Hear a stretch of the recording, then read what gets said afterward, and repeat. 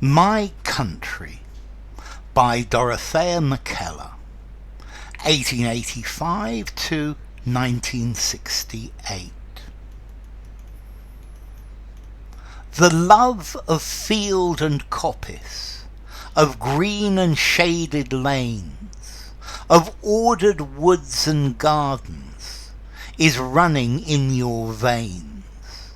Strong love of grey-blue distance, brown streams and soft dim skies. I know but cannot share it. My love is otherwise. I love a sunburnt country, a land of sweeping plains, of ragged mountain ranges, of droughts and flooding rains. I love her far horizons, I love her jewel sea, her beauty and her terror, the wide brown land for me. A stark white ring-barked forest, all tragic to the moon, the sapphire-misted mountains, the hot gold hush of noon.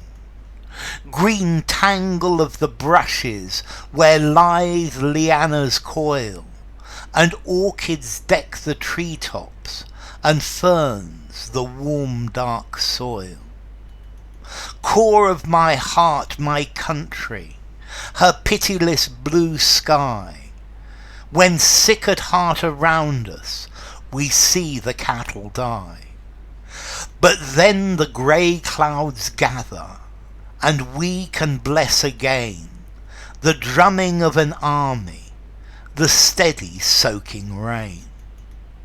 Core of my heart, my country, land of the rainbow gold, for flood and fire and famine she pays us back threefold. Over the thirsty paddocks watch after many days the filmy veil of greenness that thickens as we gaze.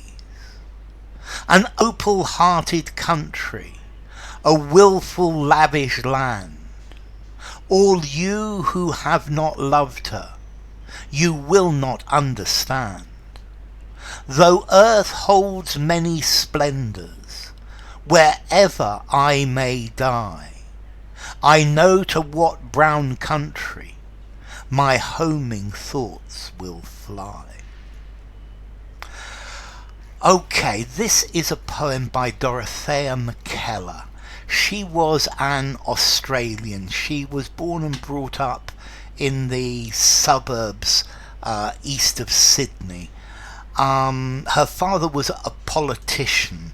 He was an Australian politician, Sir Charles Mackellar.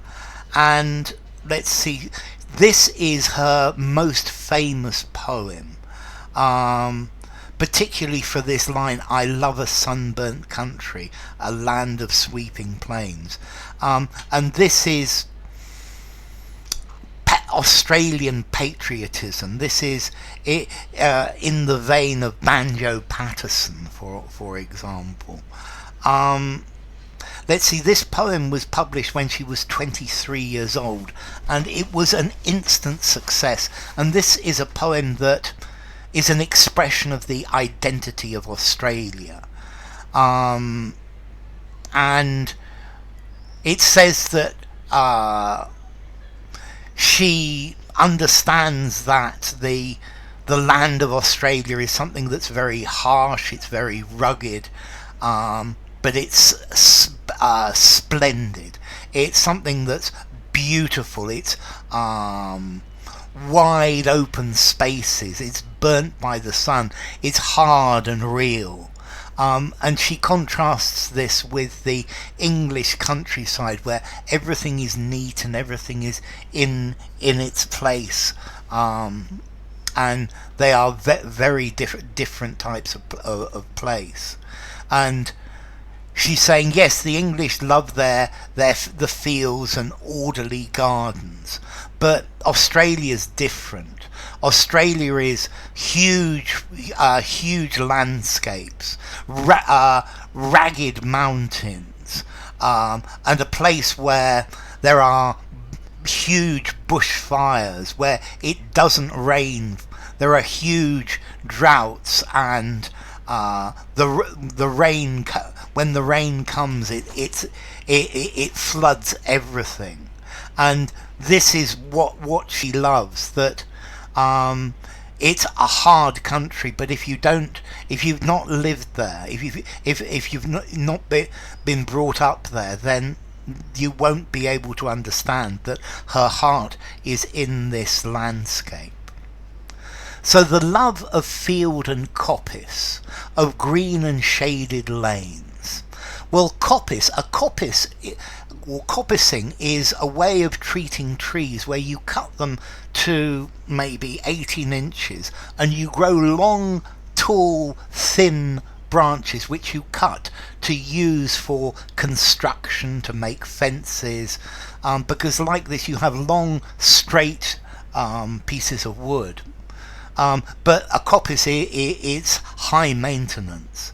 So the fields and coppices, green shaded lanes, of ordered woods and gardens is running in your veins.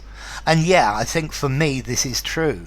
The love of the English countryside is something that runs in my veins. Well, I love all types of countryside, it's beautiful. Strong love of grey-blue distance, brown streams and soft dim skies. I know, but cannot share it. My love is otherwise.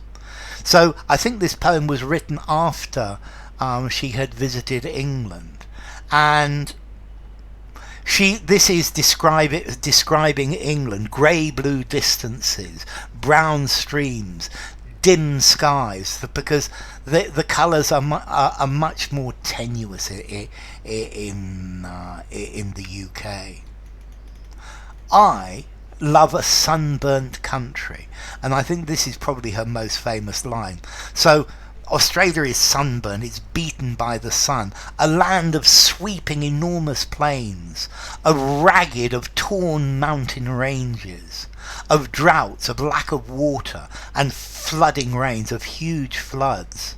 I love her far horizons. This is big country that you can see for hundreds of miles. I love her jewel sea, and the sea in Australia has the colour of jewels, this beautiful clear water.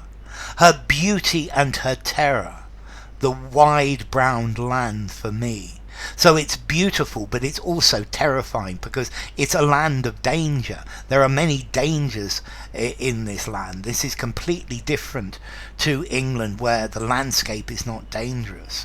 But in Australia you could be caught by a bushfire, you could be caught by a drought, you could be bitten by a snake, you could meet a crocodile. A stark white ring-barked forest, so that all tragic to the moon. So this describes a forest where there are white rings around the trunks of the trees, and this looks tragic in the moon.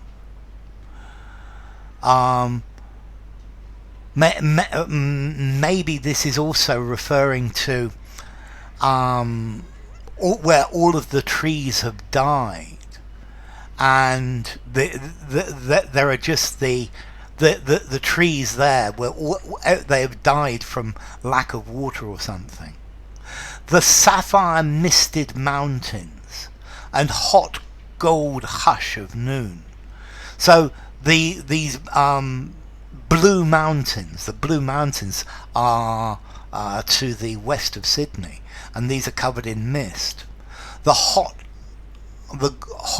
gold hush of noon, and at noon it's incredibly hot and everything's quiet and nothing's moving. Green tangle of the brushes where lithe lianas coil. So now she's talking about the parts where there are forest, and there are climbing plants. These are lianas, and orchids deck the treetops, decorate the tops of the trees are decorated with orchids, and ferns decorate the warm dark soil. Okay, so this is an area where things are growing. Core of my heart, my country. So my country, this is the center of my heart. Her pitiless blue sky. So this sky is very, very blue, but it's without pity. It's something that burns. When sick at heart around us, we see the cattle die. So the cattle farmers, there is at times there is a drought, there is no water, and the blue sky, it's a lovely blue sky, but there are no rain clouds, and it doesn't rain, and the cattle are dying because of lack of rain. But then the grey clouds gather, and we can bless again the drumming of an army, the steady soaking rain. But then suddenly the rains come, and it's like an army drumming on the tin roof of a farmhouse. The steady rain. Core of my heart, my country. So my country is the center of my heart. She's repeated this. Land of the rainbow gold. Okay, so land of gold and rainbows. For flood and fire and famine, she pays us back threefold. So yes, we have floods. Yes, there are fires. Yes, there is famine. But the land pays us back because for her beauty. The land repays this three times over. Over the thirsty paddock, watch after many days the filmy veil of greenness that thickens as we gaze. So that these paddocks where the animals are, they're dry, they're dusty, and then finally it rains, and there is a little bit of green over everything, and this green gets thicker and thicker, and it's suddenly becoming greener and greener. An opal-hearted country, so a country with the heart of an opal, this precious stone. A willful, lavish land, so a land that is willful, it will do what it wants to do, that you don't control it, but it's got lots and lots of whatever it has. All you who have not loved her, you will not understand. So if you've never loved this land, you won't understand why I feel this way.